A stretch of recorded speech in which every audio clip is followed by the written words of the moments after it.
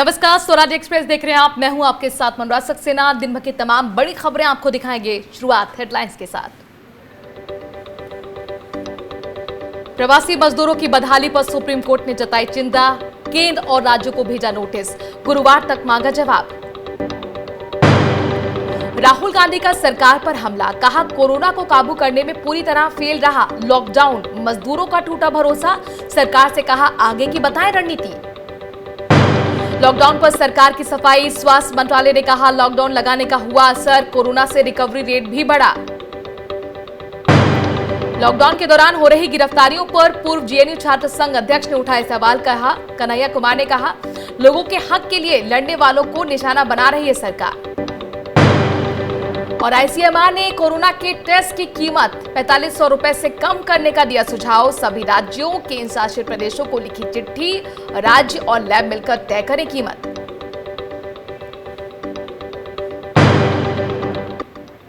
देश के अलग अलग हिस्सों में फंसे प्रवासी मजदूरों की बदहाली पर सुप्रीम कोर्ट ने चिंता जताई है। सुप्रीम कोर्ट ने मामले पर स्वतः संज्ञान लेकर केंद्र और सभी राज्यों, साथ ही केंद्र शासित प्रदेशों के गुरुवार तक उनसे जवाब मांगा है। साथ ही सुप्रीम कोर्ट ने कहा कि केंद्र और राज्य सरकारों की ओर से मजदूरों की सहायता के लिए उठाए गए कदमों में बहुत सी खामियां थीं। सुप्रीम कोर्ट ने कहा कि हालात को सुधारने के लिए प्रभावी कदम उठाने की जरूरत है।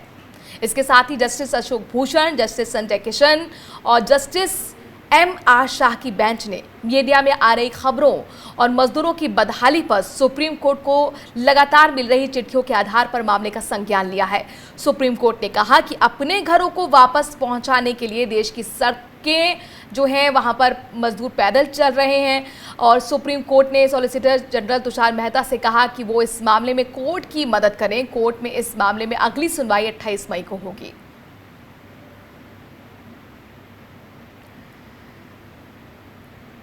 तो आपको बता दें कि मजदूरों की बदहाली को लेकर सुप्रीम कोर्ट ने चिंता जताई है और साथ ही कहा है कि हालात को सुधारने के लिए प्रभावी कदम उठाने की जरूरत है।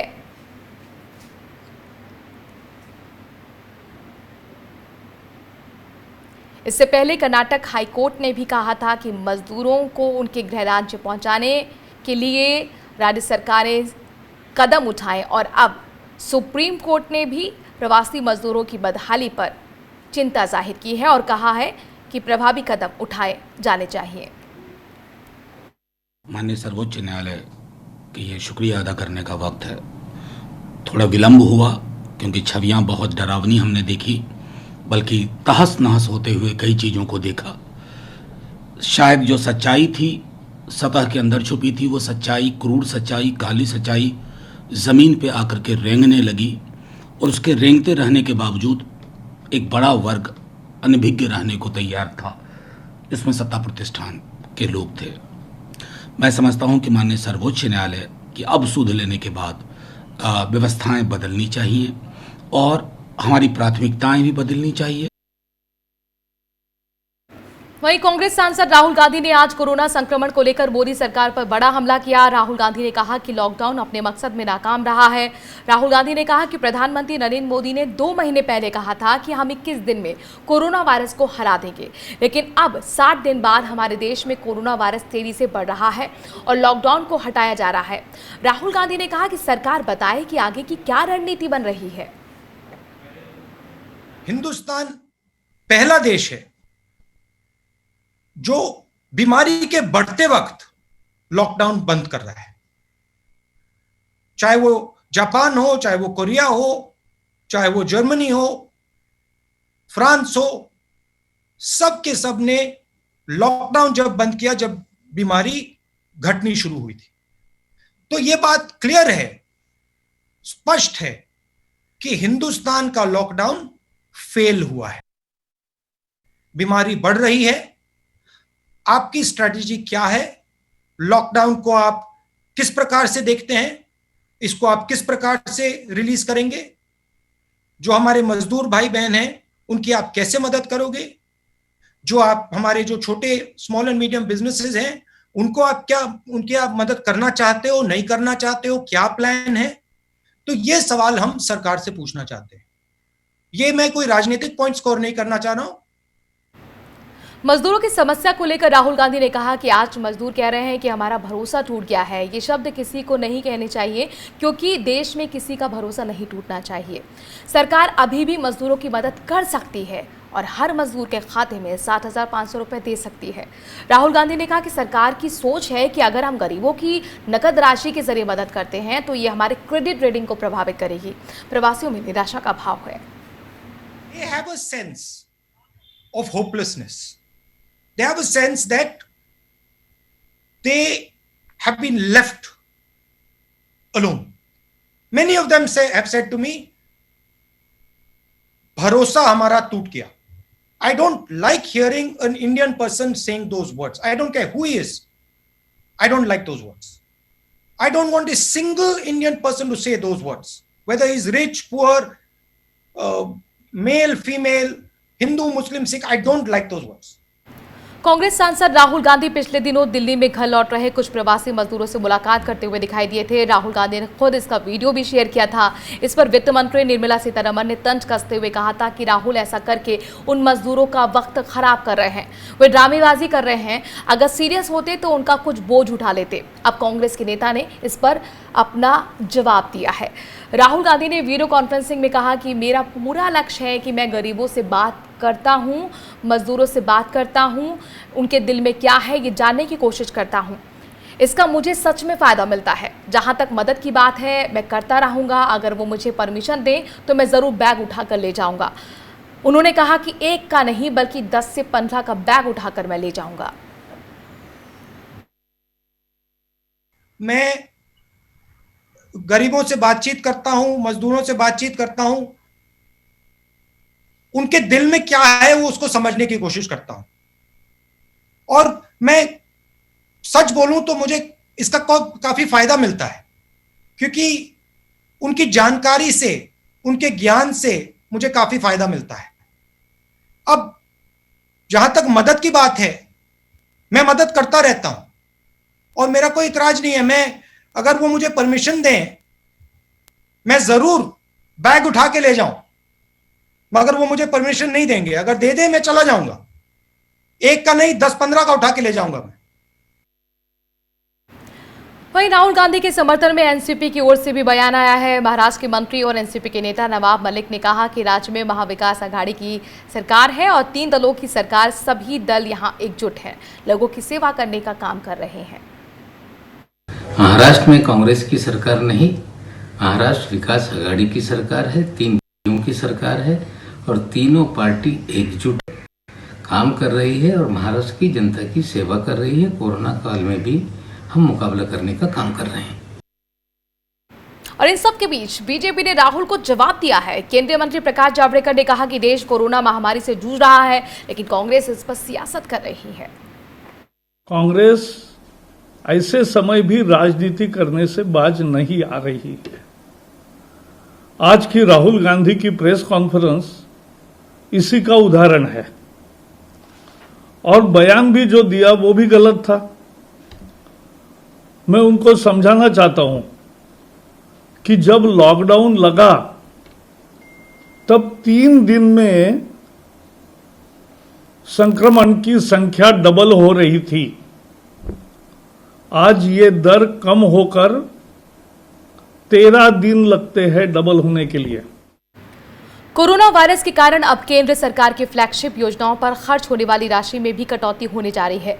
सेंट्रली स्पॉन्सर्ड स्कीम पर होने वाले खर्च में कटौती होने जा रही है, क्योंकि मौजूदा वक्त में राज्यों के पास इतने पैसे हैं नहीं कि वो अपनी इस योजनाओं में योगदान दे सके।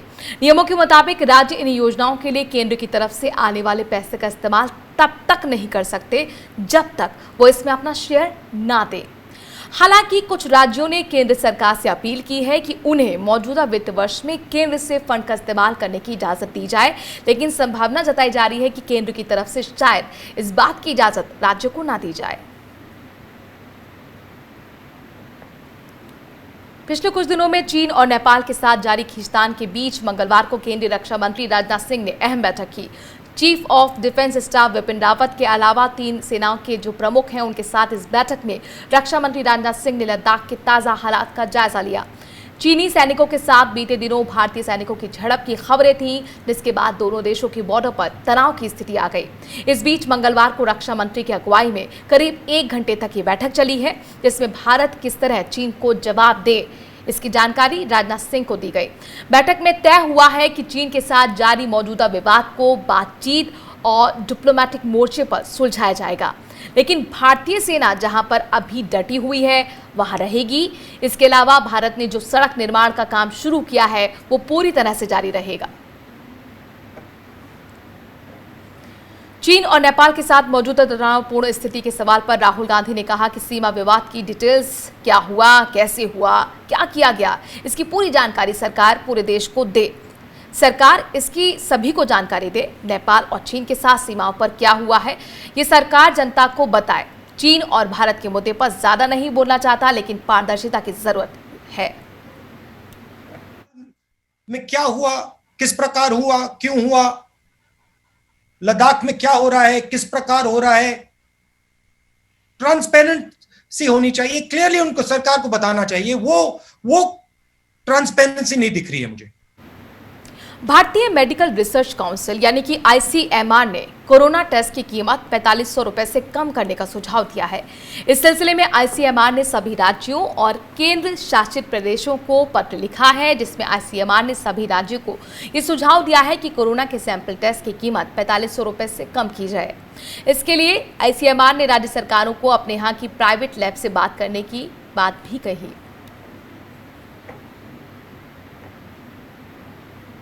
विपक्ष भले ही लॉकडाउन को पूरी तरह से फेल बता रहा हो, लेकिन सरकार का दावा है कि लॉकडाउन की वजह से कोरोना का संक्रमण कम करने में मदद मिली है। संयुक्त स्वास्थ्य सचिव लव अग्रवाल ने कहा कि लॉकडाउन की वजह से कोरोना के केस कम हुए हैं। इसके साथ ही उन्होंने कहा कि कोरोना के मरीजों के ठीक होने का दर भी दुनिया में सबसे बेहतर है। उन्होंने कहा कि रिकवरी रेट लगातार बेहतर होती जा रही है, जो मौजूदा वक्त में 41.61% पर पहुंच गई है। स्वास्थ्य मंत्रालय का कहना है कि दुनिया में कोरोना से 1 लाख की जनसंख्या पर 4.4 लोगों की मौत हो रही है, जबकि भारत ये दर सिर्फ 0.3 है। इसके साथ ही जो कि दुनिया में ये सबसे कम बताई जा रही है, ये सिर्फ लॉकडाउन की वजह से ही संभव हो पाया है। Some of us were observational studies in different cohorts which were done at AIIMS, was done at ICMR, the case control study, and also in 3 public hospitals within Delhi. And now it was very difficult to do a randomized trial of something which we say may benefit. So randomized trial was not possible.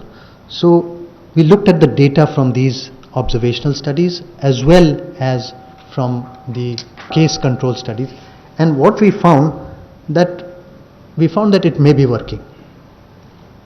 So therefore, and we also found that there were no major side effects. और इसी के साथ वक्त छोटे से break का है, जल्द हाजिर होते हैं।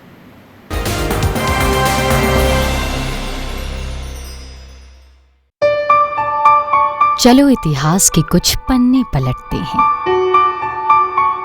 चलो उस दौर में कुछ दूर चलते हैं।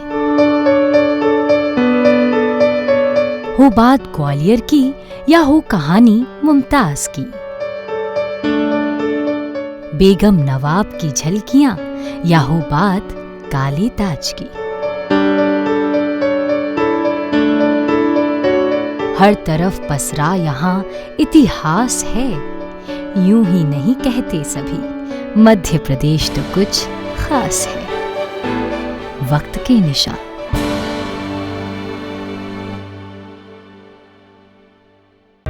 सपने सच तब होंगे जब आप सपने दिखना शुरू करेंगे। ये शब्द हैं उस शख्सियत के जिसके सपनों ने दी इस देश को एक नई उड़ान, डॉक्टर APJ अब्दुल कलाम। और ऐसे ही हर स्टूडेंट के सपने पूरे करेंगे हम, under best guidance of expert faculty team. Admission open in science and technology, humanities, social science, arts and sports. Doctor APJ Abdul Kalam university, Indore. For the details contact 1800-300-26072।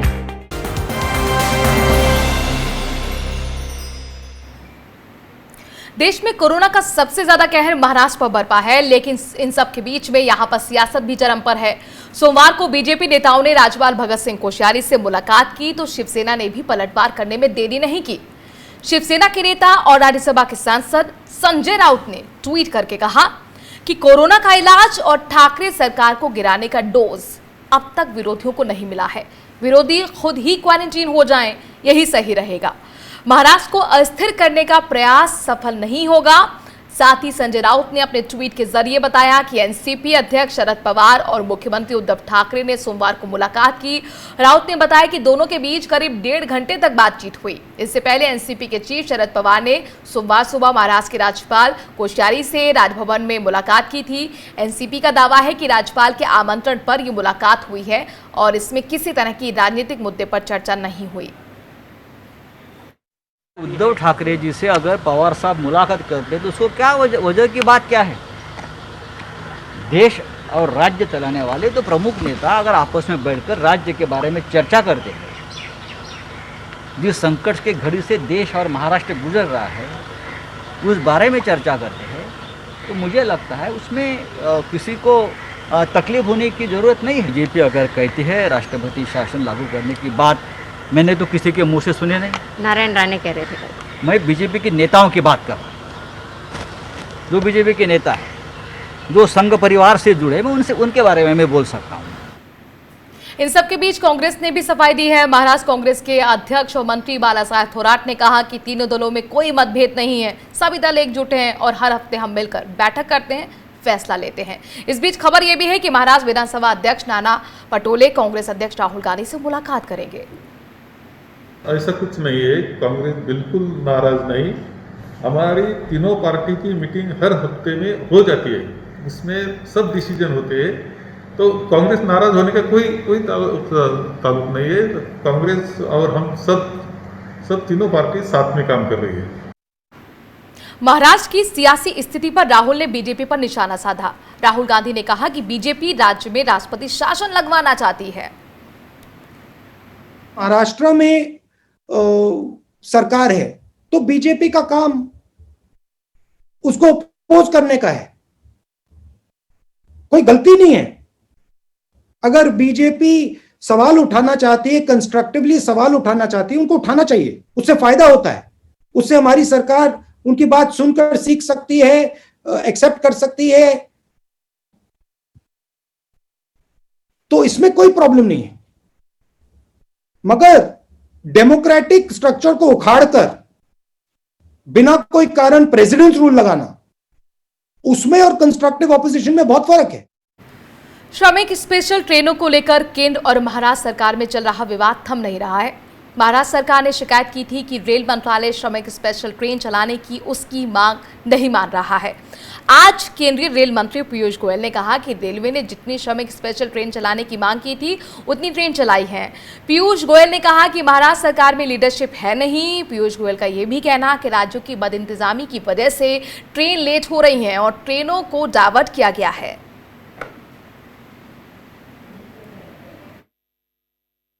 Maharashtra government has to map out the passengers, send all the passengers list to the states so that states can plan to move them to their respective destinations. I think there's a complete collapse of the administrative machinery with no political leadership.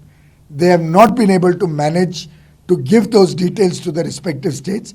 I do think the Kerala Chief Minister or Mr. Thomas Isaac, who made that comment on Twitter, should contact the Maharashtra government and find out why they are not giving the details that are requested by the Kerala government.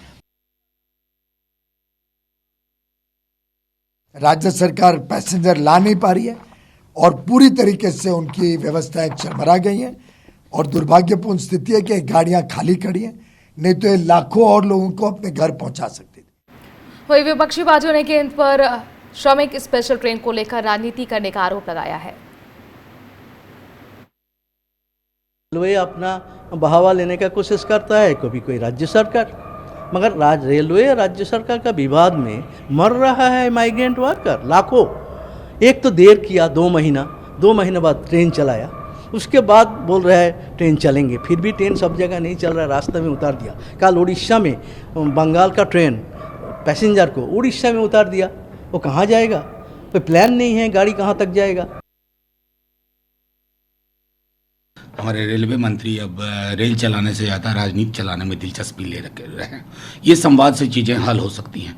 इस बात का क्या explanation है हमारे माननीय rail मंत्री जी के पास कि एक ट्रेन जो चलती है गोरखपुर के लिए और वो पहुंचती है राउरकेला, और बिहार में जिस ट्रेन को 26 घंटे 28 घंटे में पहुंचना चाहिए वो 4 दिन ले लेती है।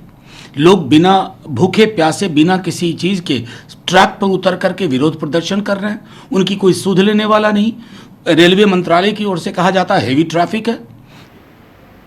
तबलीगी जमात के मरकज मामले में दिल्ली पुलिस ने 20 जो चार्जशीट दाखिल की है 20 पन्नों की, और 20 देशों के 83 विदेशियों के खिलाफ 14,000 पन्नों की 20 चार्जशीट यहाँ पर आपको बता दें कि दाखिल की गई है। और बताया जा रहा है कि चार्जशीट में मरकज मैनेजमेंट के रोल का जिक्र भी किया गया है, साथ ही तबलीगी जमात के चीफ मौलाना साद का नाम का जिक्र भी है। दिल्ली पुलिस की ओर से 20 देशों के 83 विदेशी जमातियों के खिलाफ 3 अलग अलग धाराओं में चार्जशीट दाखिल की गई है।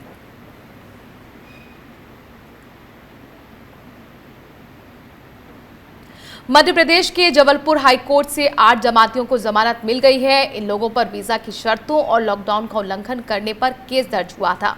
भोपाल के तलैया थाने में एफआईआर दर्ज हुई थी। इनमें 5 किर्गिस्तान और 1 उज्बेकिस्तान, साथ ही 2 बिहार के लोग शामिल थे। भोपाल जेल में 10 दिनों से बंद थे ये जमाती। 15 मई को तलैया पुलिस ने मस्जिद से गिरफ्तार किया था। माननीय उच्च न्यायालय जबलपुर में 8 जमातियों की जमानत पर सुनवाई नियत थी, जिसमें माननीय न्यायमूर्ति श्री सुजय पॉल साहब ने सुनवाई करते हुए सभी विदेशी जमातियों को जमानत का लाभ दिया। इस जमानत में मुख्य रूप से 188 IPC, section 51 of national disaster act and section 14 of foreigners act लगाया गया था। जेएनयू के पूर्व छात्र अध्यक्ष कन्हैया कुमार ने साफ तौर पर लॉकडाउन के दौरान हो रही छात्रों की गिरफ्तारी पर सवाल खड़े किए हैं। कन्हैया कुमार ने कहा कि सरकार लोगों के हक के लिए लड़ने वालों को निशाना बना रही है। सरकार अपनी नाकामियों को छुपाने के लिए युवाओं की आवाज को दबा रही है। एक एक करके लॉकडाउन की आड़ में लॉकडाउन का फायदा उठा करके विद्यार्थियों को गिरफ्तार किया गया है, और जिस तरीके से ये गिरफ्तारियां हुई हैं, जिस तरीके से विश्वविद्यालयों पे हमले हो रहे हैं, उससे ये स्पष्ट है कि ये सरकार हम लोगों को अंग्रेजों की याद दिला रही है। और इस देश में लोकतांत्रिक आवाजों को दबाने के लिए और सीए, एनआरसी, एनपीआर के खिलाफ जो लोग लड़ रहे थे, उनको खास करके इसलिए टारगेट किया गया है कि इसमें एक तीर से 2 शिकार किया जाए। और फिलहाल एक छोटे से ब्रेक के लिए यहाँ पर रुक रहे हैं। जल्द हाजिर होते हैं कुछ और खबरों के साथ।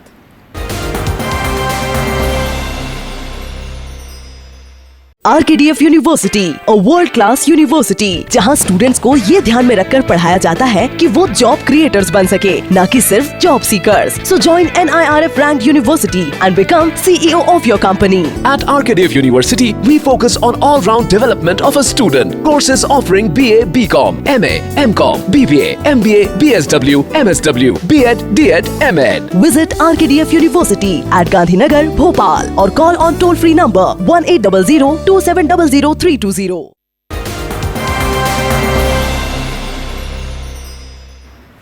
बिहार बोर्ड ने 10वीं का रिजल्ट जारी कर दिया है। बिहार में इस साल कुल 80.59% छात्रों ने 10वीं की परीक्षा पास की है। बिहार बोर्ड 10वीं की परीक्षा में इस साल रोहतास के हिमांशु राज ने 96.20% अंकों के साथ राज्य में टॉप किया है।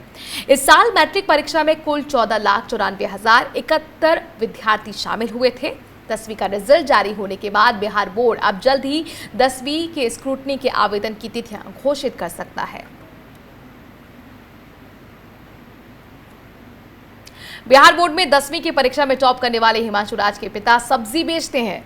रोहतास जिले के नटवर गांव के सरकारी स्कूल में पढ़ने वाला हिमांशु राज ने मैट्रिक की परीक्षा में 96.20% अंक हासिल किए हैं। हिमांशु का कहना है कि वो रोजाना 14 घंटे पढ़ाई करते थे। साथ ही हिमांशु सब्जी बेचने में भी पिता की मदद करते हैं।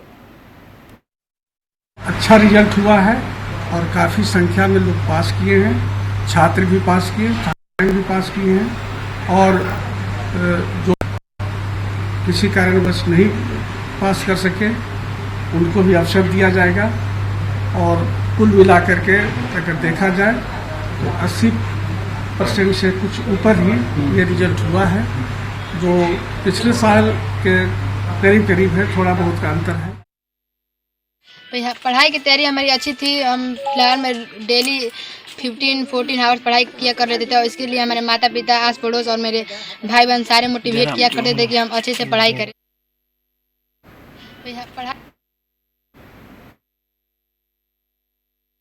बच्चे की तैयारी के लिए उनके पेरेंट्स की जिम्मेवारी और रिस्पॉन्सिबिलिटी रहती है। उसी तरीके से मैंने एक मेरी बेटी भी है जो पिछले साल 88% यानी प्रखंड में नंबर 1 पर थी, ISC कर रही है विक्रम से।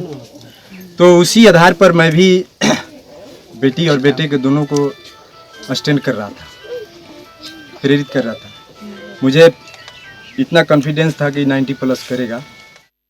और अब बात मौसम की करते हैं। पूरे देश में प्रचंड गर्मी का सितम जारी है। अगले कुछ दिनों तक राहत मिलने की उम्मीद नहीं है। हालात ये है कि कई इलाकों में 47 डिग्री का पारा पहुंच चुका है। मंगलवार को राजस्थान का चूरू सबसे गर्म शहर रहा, जहां तापमान 47.5 डिग्री दर्ज किया गया। राजस्थान के अलावा पंजाब, गुजरात, महाराष्ट्र, मध्य प्रदेश, उत्तर प्रदेश और तेलंगाना में गर्मी से लोग परेशान हैं। लू को देखते हुए मौसम विभाग ने रेड अलर्ट जारी किया है। लोगों से अपील की कि दोपहर 1 बजे से लेकर शाम 4 बजे तक घरों से बाहर ना निकलें। मौसम विभाग की माने तो अगले 3 से 4 दिनों तक ऐसी ही प्रचंड गर्मी पड़ेगी।